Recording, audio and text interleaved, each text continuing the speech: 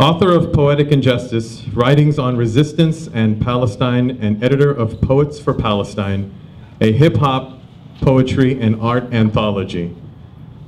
Remi Kanazi is a reoccurring writer in residence and advisory board member for the Palestine Writing Workshop.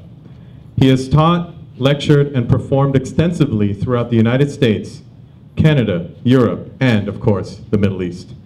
A member of the organizing committee of the U.S. campaign for the academic and cultural boycott of Israel, Remi Kanazi has been a featured political commentator for news outlets throughout the world. He states, and I quote, "This isn't about me being a Palestinian or me being an Arab.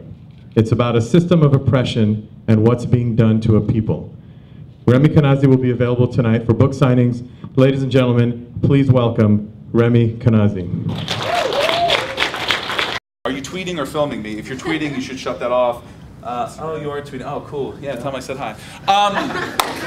So I want to thank everyone for coming out, and I really want to thank the Rachel Corrie Foundation for having me out. I'm going to be talking about coalition building. Apparently, I don't need to after those 19 announcements. But it was beautiful. I mean, honestly, like a breath of fresh air. That you know, because I always tell people, like, this isn't just about the issue of Palestine. This is about fighting against systems of oppression, and especially looking in New York City and seeing stop and frisk. You know, the targeting of Black and Latino community, gunning down another Black kid in the Bronx from Ramarley Graham. I mean, on top of Sean Bell and Oscar Grant and Amadou Diallo. And so when we look at militarism at home, or when we're fighting militarism abroad, we're also looking at how we can challenge militarism at home. 2.5 million people in prisons, Elbit systems working on the US-Mexico border, as well as the border wall in Palestine, gender violence on college campuses, homophobia within our community. And to me, the Rachel Corrie Foundation and the Olympia community is the perfect example of intersectionality and people coming together and working on important issues. And I think Rachel Corrie, for Palestinians and non-Palestinians alike, was a huge inspiration and meant a lot to a lot of people, and the family, the way in which the Rachel Corrie Foundation has just sprinted forward and has been a light within the community. It means a lot to a lot of people. You know, I'm a grandson and son of refugees from 1948, and it's a beautiful thing to see people come together. So basically, the purpose of my work is, I'm going to tell little anecdotes and stories because I'm allowed to. I feel bad for you guys. Like, I think you were like, you were talking about like the millionth time. This is the second time people have seen me in 2 hours, so it might be a little bit of overkill. I'm going to start with the same poem that I did in the workshop. So I hope you enjoy it. Thank you, front row people. I know you very well. I know you from Twitter. I met you for the first time today. You're awesome. Cool. Nice to see you again. Okay, I will walk around and do some stuff. So let me first tell you a little story about myself, where I came from, how I got here. We'll do some poetry, we'll tell some stories, we'll take some Q&A, then we'll hug, or we'll do the Star Trek wave or coffee or froyo afterwards. Okay, good. My name is Remi Kanazi, and I haven't slept well in 2 weeks because I've been on tour. No, my name is Remi Kanazi. I grew up in a small town in western Massachusetts. If you've heard the story, just pretend like you think it's funny again. There were 9,000 people in the town that I grew up in. Of the 9,000 people in that town, I would say about 8,990 of them were white. Then there was my brown family. We got like a Cambodian family in the 8th grade. On top of that, I had this thing called a Palestinian mother. Now, this Palestinian mother was very proud to be Palestinian. What scared the living hell out of all the white children in the neighborhood is that she was really proud to be Palestinian in public. On top of that, and this is where it gets awkward, I was, how do you put this lightly, a fat, brown, one-eyebrow child going to Catholic school. So let's just say I wasn't kicking too much game on the schoolyard. Fast forward about 10 years, I moved to New York City 4 months before a little-known event called 9/11. Okay, so I don't know if describing an emotion as a cluster F, right? You can fill in the rest of it. But that's how I felt. And after 9/11, when those two towers came down, there was so much vitriolic language. There was so much kind of bigotry and misconceptions and that kind of, we got to go and turn that place into a parking lot. We got to go nuke them and start over. And it wasn't coming from the Ann Coulter types or the Pat Robertson types, but it was coming from people I connected with in my own neighborhood. And I didn't have a positive way to respond. So I started reading everything that I could because my initial responses were through anger. And so I started writing about Middle East politics until my brother and sister took me to go see Def Poetry Jam on Broadway in 2004. And it's where I saw poets like Suha Hamed perform live, and Stacey and Chen, and so many other people people who were talking about social justice weren't necessarily saying the word Palestine, but were talking about all the concepts that I believed in. And it made me want to get active. And we live in the United States, and now I'm going to bridge into the first poem. We are the ones that give Israel $3.1 billion a year in military aid. We are the ones that send over Apache helicopters, Hellfire missiles, cluster bombs, and white phosphorus that are then used against civilian populations in open-air prisons. We are the ones with free trade agreements with an apartheid regime. We act as Israel's veto inside and outside of the UN. We have to stand up. And the Olympia community, more than most other communities in the United States, has been doing just that. And I always try to explain to people that the Palestinians are not victims in need of aid. They're an occupied people in need of freedom. We are cutting the lines of complicity through our government, through our tax dollars, through our community investments, through our campus investments. So we're not trying to liberate or free victims overseas. What we're trying to do is stand up and refuse to allow militarism to overcome our society. Whether we're talking about the war in Iraq, Afghanistan, the drone bombing of Pakistan, Yemen, Somalia, not shutting down Guantanamo. I mean, Barack Obama, I don't know if this is like keeping a promise. He didn't shut down Guantanamo, but he shut down the office that was supposed to shut down Guantanamo. So at least he shut something down, right? And civil liberties and continued wiretapping and all these other lovely things. So this first poem was called "This Poem Will Not End Apartheid." You guys heard it 47 minutes ago. I hope you enjoy it for the second time. Now we can memorize it. Yeah. No? Oh, okay, cool. That's so good. Now you can tell on camera, I don't know if you noticed, but there's no longer 2 eyebrows, it's at least 1.5. That's gonna be awkward when you're watching that shit on YouTube. They're gonna be like, the features are so much larger, up close. Okay, this is called "This Poem Will Not End Apartheid." I have to stretch because this t-shirt doesn't fit me. I'm gonna do a Screw You Society self-image problems poem, but I haven't written that one yet.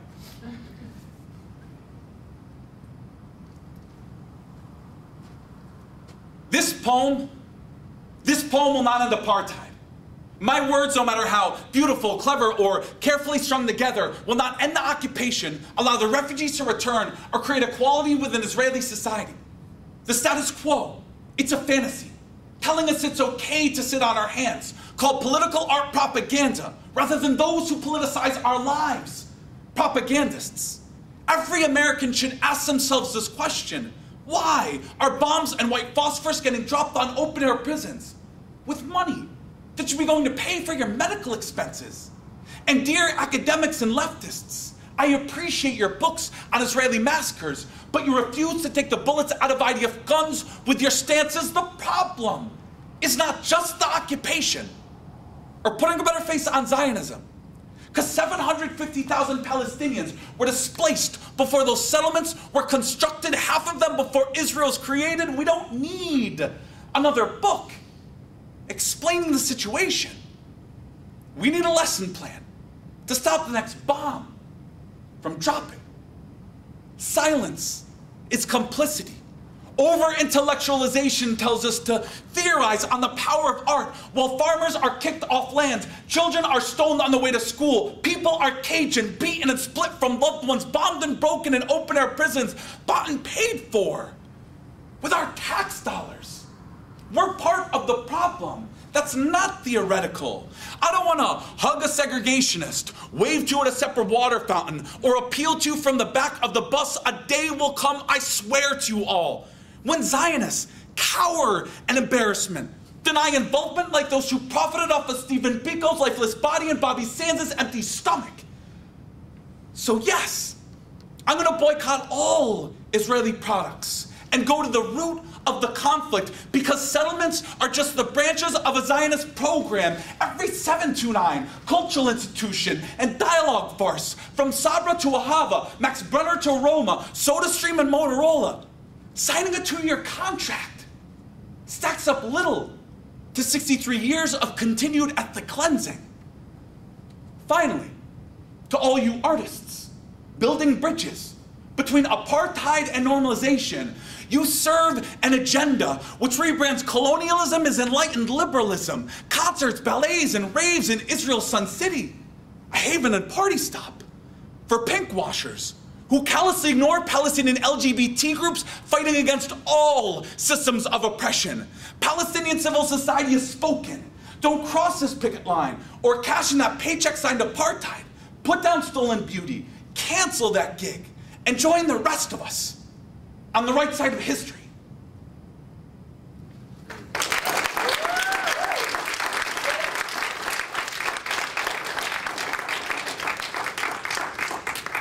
Another thing that's important to say, the Palestinian people aren't special. They aren't any more deserving of freedom than anyone else.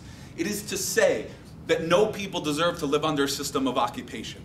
No people deserve to live under a system of apartheid. No people should see their communities ethnically cleansed. When we talk about BDS, it is a rights-based, effective, anti-racist, positive action for rights. The three rights being ending the occupation of all Arab land and taking down of the apartheid wall in accordance with the 2004 International Court of Justice ruling. Number 2, the right of return for Palestinian refugees. And number 3, equality for all Palestinians living inside of the State of Israel that face more than 30 laws that systematically discriminate against them.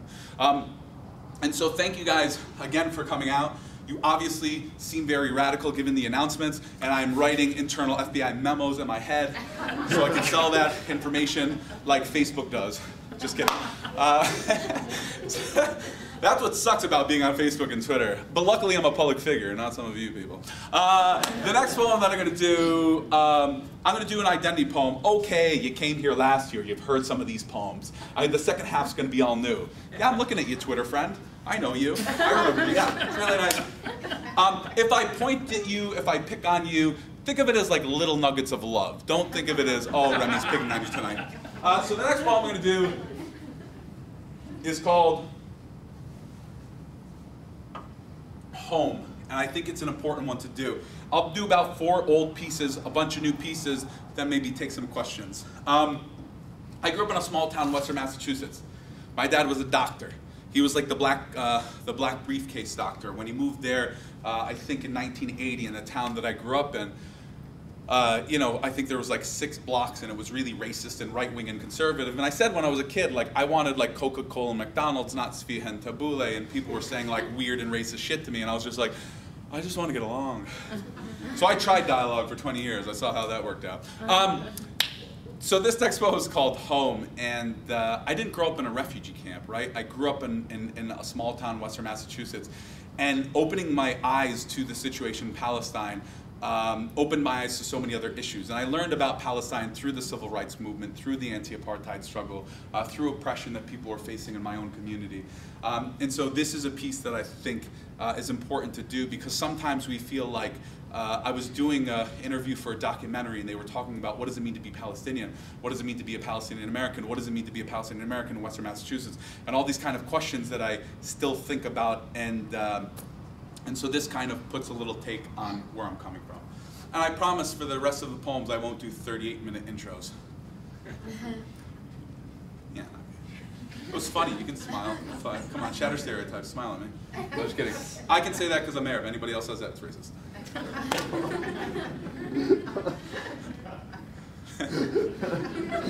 Sorry, this is a serious one.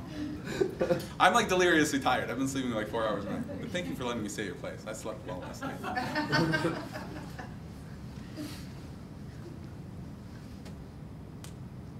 I didn't grow up in a refugee camp.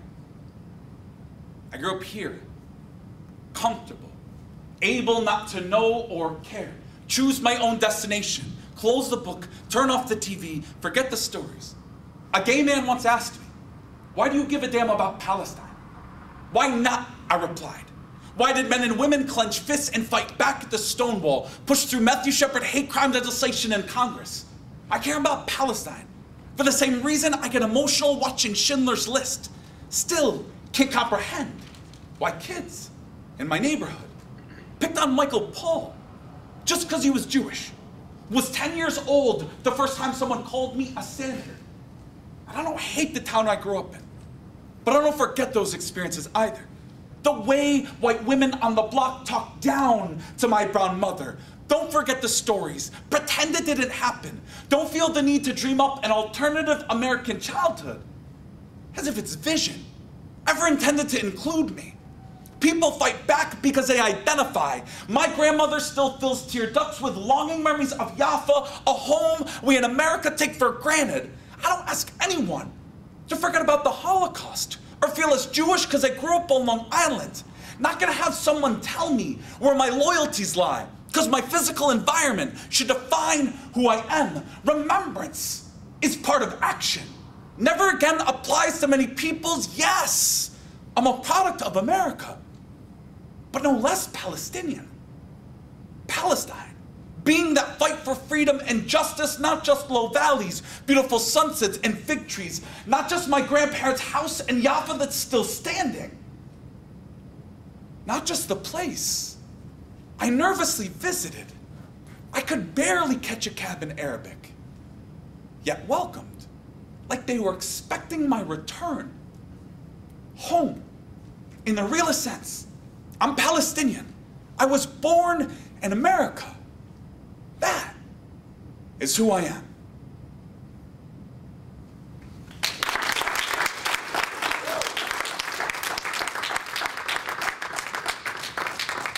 Can people hear me okay? All right, good. My voice is shot, second poem in. Sweet, okay, here's what happens. We'll do one more Palestine poem, then we'll go off Palestine because I'm not a one-note performer. This is called The Do's and Don'ts of Palestine. Sometimes what happens is you write a poem and it comes out like so angry, you have to make it funny or else you were gonna scare people. That's this poem. Here's the thing, you don't wanna be too brown. I see some of you. You don't want to be too angry. It's post 9/11. You don't want to scare the people. All this other kind of stuff. This is a sarcastic take on what you can and cannot say about Palestine. Please do not put me on the Rachel Corrie website or quote me on Facebook and be like, Remi Kanazi said this. Because then I'll get a knock on my door at 3 in the morning and they will say, hey, it's the FBI. And I will say, hey, I don't answer the door at 3 in the morning. And if I did, it wouldn't be for the FBI. So this is the do's and don'ts of Palestine. And while it doesn't just pertain to the issue of Palestine, it's about the way in which our language and vernacular and the things that we can and cannot say are controlled. And I hope you enjoy it. But if you don't, clap and smile anyway. Oh, things that you can do while I perform. You can snap your fingers, you can clap your hands, you can hoot, you can holler. I don't think people actually hoot and holler anymore, but if you want to do that, you can do that. Just don't throw any bottles because I am fragile. I know somebody said something in the beginning about that. Yeah, that's it. By the way, I don't use these corny jokes on like the last 49 shows I did. Take them up. I'm gonna start with you. All right. Good to see you again. Oh my God, like, I'm about to yawn. I'm getting old. You gotta drink more coffee. Yeah, I gotta like the PNW. Yeah. You gotta drink some coffee up in here. What the hell is PNW?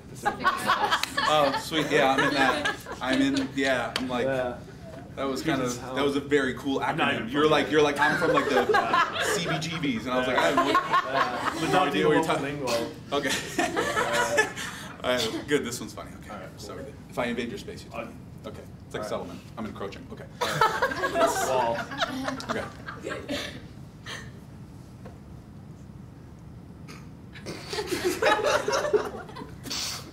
Don't call it genocide. We don't want to offend anyone. If we offend them, they'll never listen to us. We have to be reasonable. 1,400, just a number. No names, no death. We want peace and negotiations.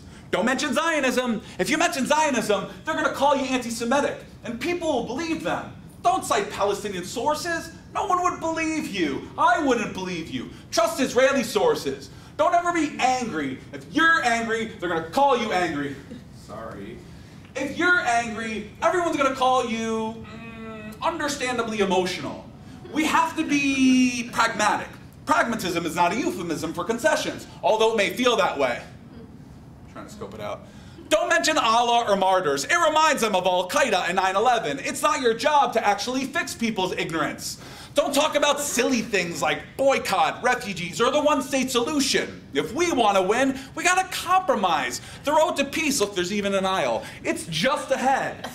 Don't. Whatever you do, don't. This goes out to everyone, literally everyone. Whatever you do, don't make analogies that include the Holocaust, Nazis, or the Warsaw Ghetto.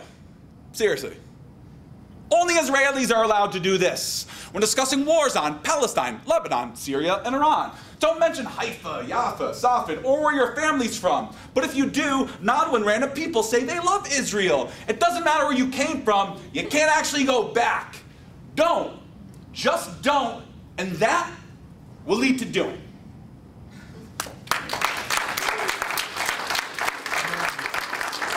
I haven't read every book on everything, but there are ways that we can show love and solidarity and support and recognize these kind of inconsistencies within our own societies and challenge them. Because I think at the end of the day, when we look around this room and we hear the kind of issues that we all care about, it's about fighting against systems of oppression. And I perform a lot on college campuses where kids are being riddled with debt and can't get a job afterwards, go back to school, get another $100,000 in debt at a master's degree, and can't even pay back the minimum on their student loan. So when we talk about $1.5 trillion for war, when we talk about drones and money for F-22s, we got to be talking also about how militarism is affecting communities inside our own borders. So this is called Before the Machetes Are Raised.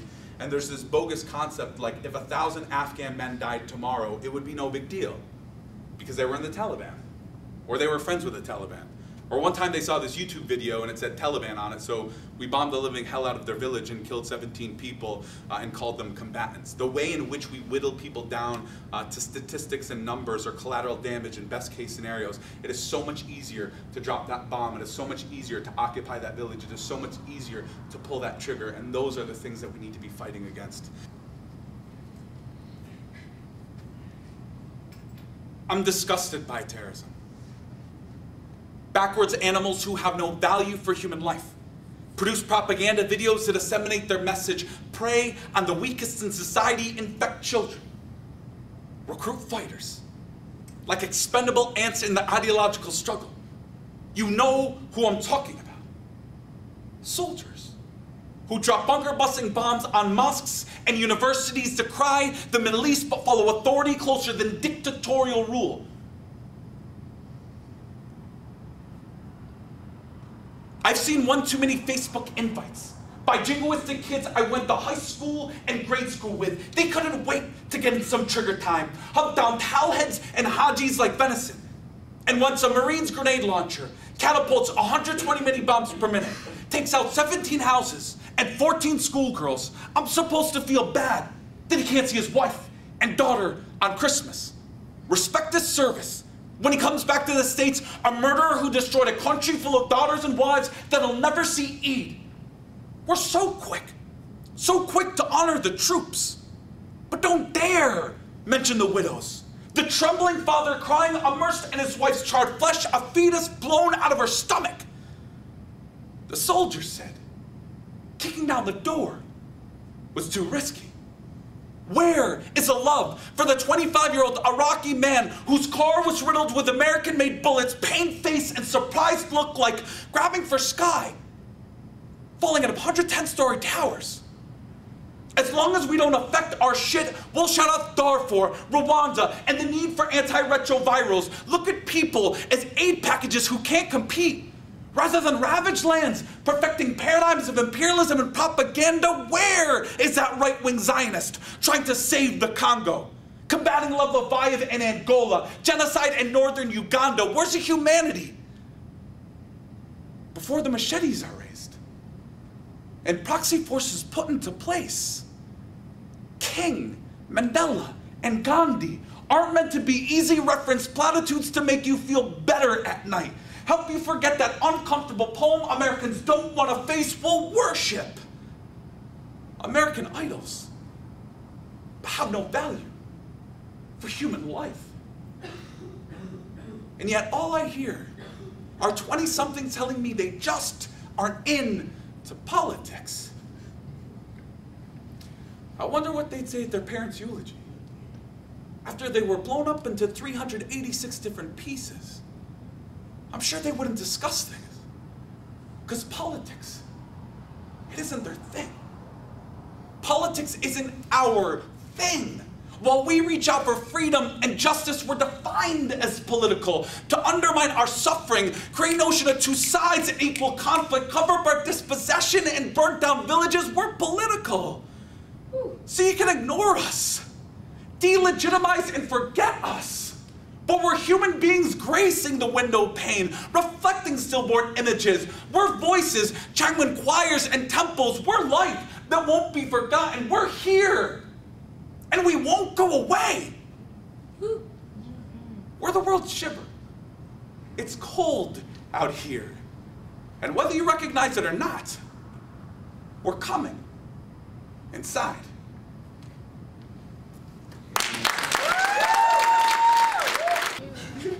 The next piece, we're gonna slow it down and do a piece on the Nakba. I swear I'm gonna write some love poems one of these days. But that day is not today. The next piece I'm gonna do, we're gonna do a poem on refusing service. And okay, so 1, 2, 3, 4. I think we may do 4 more poems. I hope you enjoy them. Yes. My grandmother is a refugee from 1948. My mother's side's from Jaffa, my father's side's from like Haifa and a little bit of Nazareth. And until my grandmother's dying day, everything was Jaffa, Jaffa, Jaffa.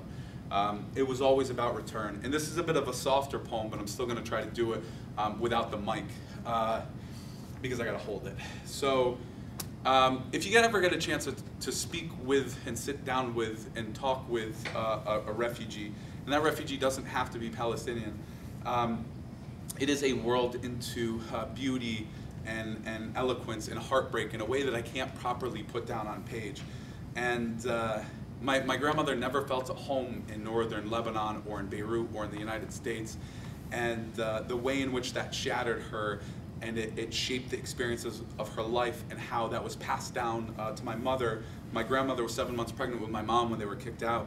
And the Palestinian women in my family in particular was the entryway into Palestine. And my mom used to embarrass the living hell out of me as a child, being very vocal when my friends came over. I was like, they're 11. You know, but I became very appreciative of it when I became older. I was speaking with somebody that came to the workshop and they had to leave, and they were talking about how we only speak Arabic in the house. And you know, my kids hated it. And now my kids speak English and Arabic and like French and Italian and are learning Mandarin. And you know, like when you're a little kid, you hate these things that are forced upon you. But you appreciate them when you get older. So thank you, parents, for being parents. This is called Nakba.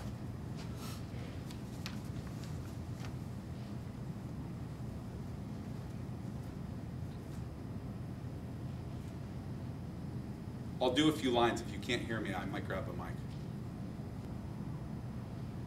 She was scared. 7 months pregnant. Guns pointed at temples. Tears dropping, stomach cussed, back bent, dirt pathways leading to dispossession. Rocking boats, waves crashing, people rushing, falling over each other, packing into small spaces. Like memories. Her home, mandated, occupied, cleansed, conquered. Terrorizers sat on hills sniping children, carrying school books. Neighbors fled on April 10th. Word came of massacre.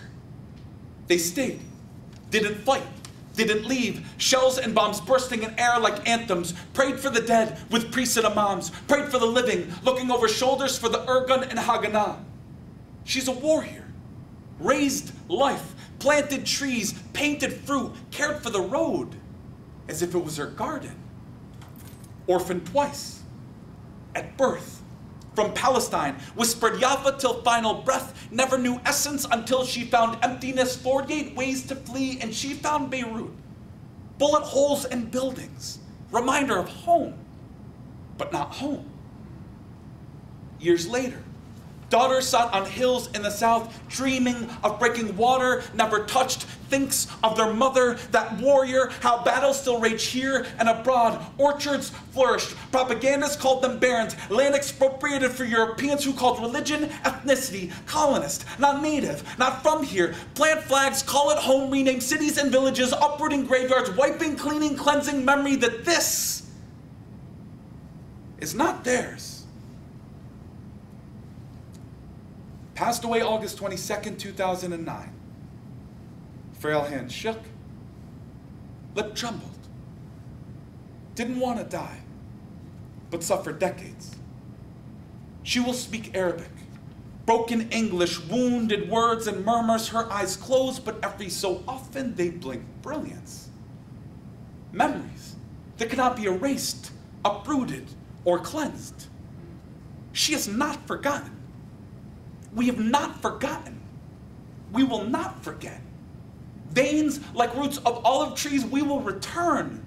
That is not a threat, not a wish, a hope, or a dream, but a promise. My family ended up in, both sides ended up in northern Beirut, and then ended up in northern Lebanon, and then ended up in Beirut and Hamra, and weren't in the camps.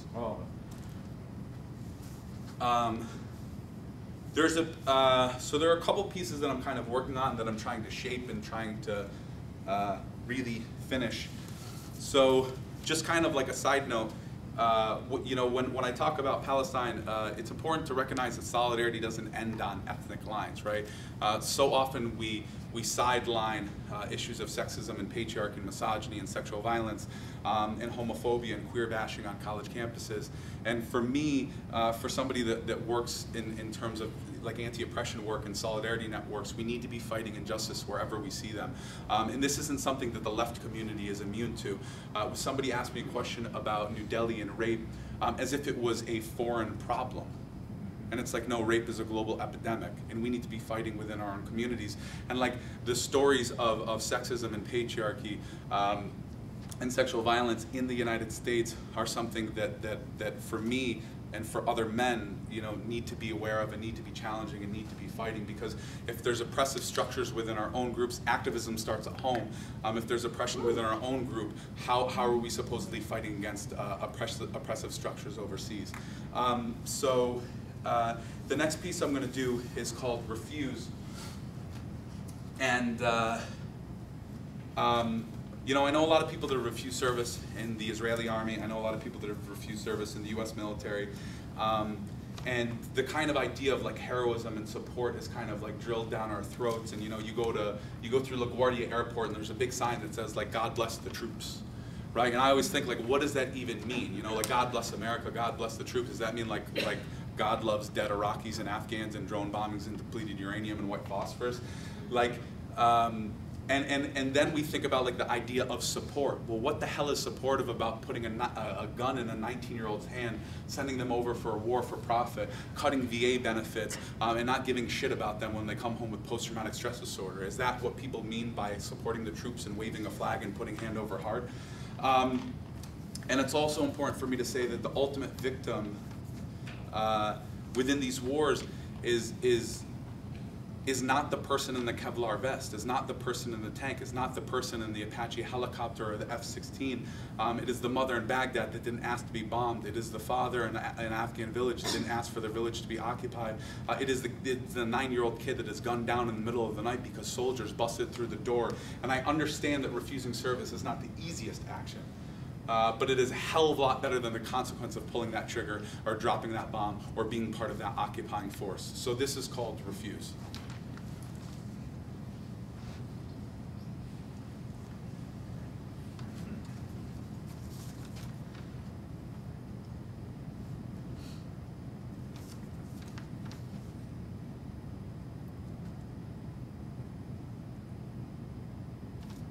Don't pull that trigger. You don't have to go. Don't have to fight, conquer, kill, beat, torture, scar your own conscience. Will it await you, remind you, tell you what you did at night, and hallucination, broken sleep, and deep sweats, and shattered relationships, and black eyes? It is not business. As usual, you will climb that chair, creep up that ladder, put a rope around your neck and leap to go back to the way it was. Swallow a shotgun, it will fester, jolt, and choke you. You weren't supposed to be there. Those who sent you won't care, won't remember, won't treat, won't keep promises. You'll die alone, even if surrounded by loved ones. Don't pull that trigger. Step off that ledge. You are not jumping alone. Pull back, lift that finger, turn in the other direction. There will be repercussions, but they cannot last forever. That will last forever. That gunshot, that trigger pulled will not end, not be amended when you come back a shell of your former self. When the gunshots stop, the gunshots will begin.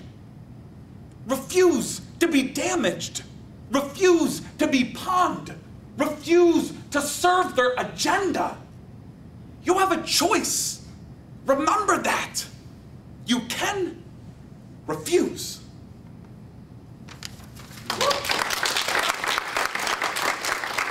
I have this book called Poetic Injustice, Writings on Resistance and Palestine. My mom said this is the coolest book to come out since One Direction. If people didn't get that reference, my mom said this is the coolest thing to come out since Bell Bottoms. This book also comes with a CD. So it's like, oh, books are stupid. No, it's okay, it comes with a CD. So it's like, Amy's driving down the road and they're like, wow, like you hit a red light and they're like, wow, Amy's so angry today. Nope, just Remi on the radio rocking out to a performance poem. And nobody ever believes me, so I do have to pull this out. And not that I'm a fan of global capitalism, but we do take credit cards as well where we sell the books in the back, so we can do that. And my mom actually said that if you buy a copy and you get it signed, it triples the value and you can sell it on eBay when you're done. My mom has said none of these things, but she loves me, so I think she would enjoy that.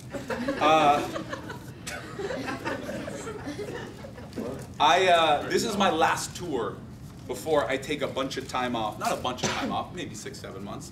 And I get to really get into writing a lot of new work. And so for the people that have seen some of these poems before, thank you for coming out. But you know, talking to a lot of the other poets that do kind of trauma work, but also do spoken word, and you know, you take a poetry workshop, and it's a lot like collective group therapy. And there's a lot of stuff that we're told not to think about and not to address. And you know, I did a piece for Carlos Andres Gomez's Man Up series, and it was about like challenging masculinity in the United States.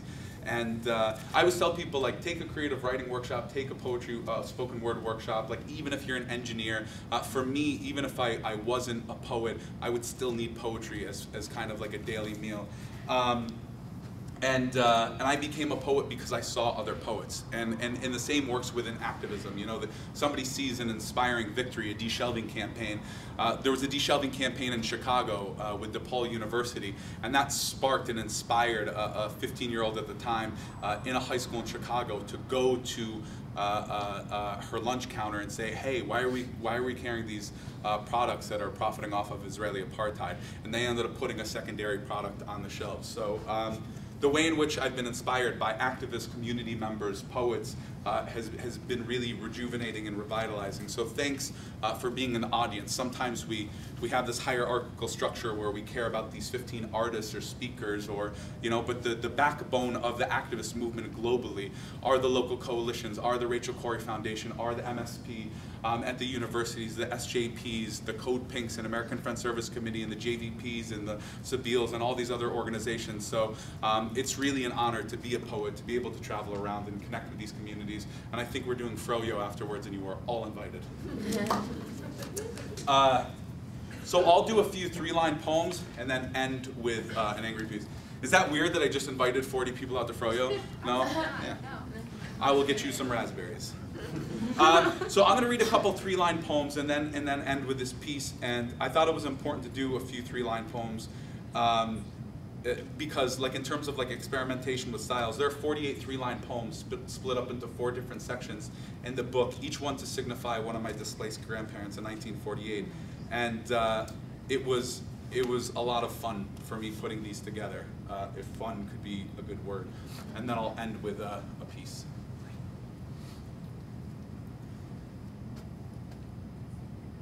He lifted up his shirt, showed me 2 bullets that pierced his shoulder, lifted up his pant leg, showed me where a tear gas canister shattered his kneecap. Never touched a gun or picked up a rock. His loud voice, more powerful than any cannon.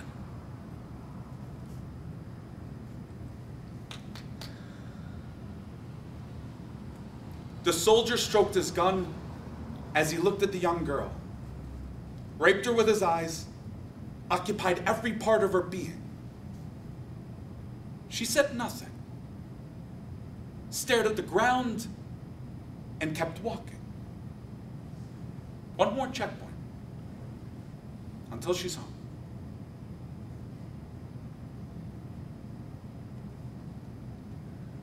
In Gaza, an Israeli soldier remains in prison.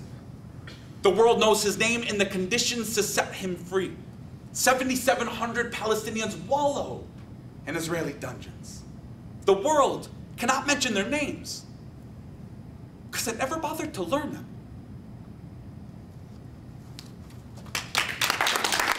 The last piece is called Normalize This. It is a happy one. Has anybody seen Normalize This online? Thank you. You guys are so awesome. This is basically a video where I tried to be, like, it's like I'm not a hip hop artist, so it's like I'm like a hip hop artist, but like I don't have flow and I'm not cool. So this is basically like a video of me in 5 t-shirts that don't fit me, kind of like jumping around, being like, oh my god, like angry stuff, angry stuff, angry stuff, yay. Okay, yeah. No, not Harlem Shake. Fuck up. Have you seen like the Harlem Shake from the Yeah, from the Harlem Shake, I'm watching it. So this is called Normalize This. And there are a lot of normalization projects that are sprouting up, or these kind of institutionally funded. One Voice is a great example. Seeds of Peace is another example. We will talk about them all through the poem. So basically, what Israel has tried to do. So I work on cultural boycott. So Israel has tried to leverage culture as a tool for propaganda, where you have Israeli ministers that saying we see no difference between culture and propaganda, or we're going to send dance troops out to the world to show our prettier face, so we're not seen purely within the context of war. These normalization projects on college campuses or dialogue projects that are state funded or have links to the Jewish Federation or the ADL or Stand With Us or APAC or other groups are basically trying to normalize Israeli oppression. When we see pinkwashing using the LGBT community to whitewash Israeli crimes, and we completely erase and don't think about the Palestinian LGBTQI movement, or these kind of efforts to greenwash while they're dumping in Palestinian villages toxic waste, and they're facing factory exhaust towards the West Bank, and they couldn't give a damn about the environment when it comes to indigenous people, but it's about using that to erase their crimes against the Palestinian people. South Africa did a similar thing, so there are things called like Brand Israel.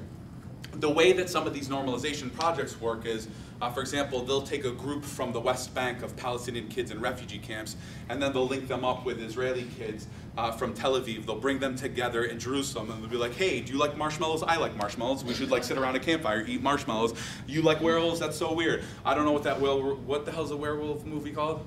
Twilight. Twilight. Oh my god, I love that too. We're so human. Nothing is normal about occupation. Nothing normal about apartheid, ethnic cleansing, siege, blockade, settler-only roads, bombing water wells, schools, mosques, and UN buildings. Nothing normal about putting a civilian population on a diet, paying non-indigenous foreigners to settle land that is already populated, rewriting the Nakba with each stolen childhood, trying to desensitize the bullet holes and claw marks put into the bodies of Bassem Abu Rahmeh and Rachel Corrie. No. I don't want to normalize with you. I don't want to hug, have coffee, talk it out, break bread, sit around the campfire, eat s'mores, and gush about how we're all the same. I don't want to share the stage, co-write a poem, submit to your anthology, talk about how art, instead of justice, can forge a better path. I don't want to indulge your amnesia about a glorious past. Have a therapy session on 2 sides with equal grievances. The only thing barren is your moral capacity. Blooming a settler colonial state with appropriated culture, I will not fight for your privilege, nor will I seek to normalize it. Your dialogue group, it's a breeding ground for injustice. Just look at the board members and the ZOA sponsorship. Zionism is a real demographic threat, infecting the minds of millions with racism. They were hooded in the South, pushing darker nations into Bantustans, jailing young men in H blocks in Northern Ireland.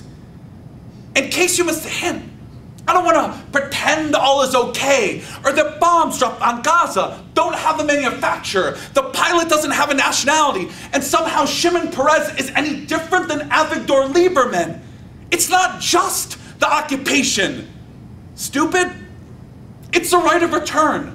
Equality for all Palestinians. It's a transformation from a racist, exclusivist, supremacist state to a nation for all of its citizens. You deserve nothing more than equality, which means more than African refugees are provided in South Tel Aviv. You are the shining light on a settlement hill, reminding the world that racism often comes in nice packaging.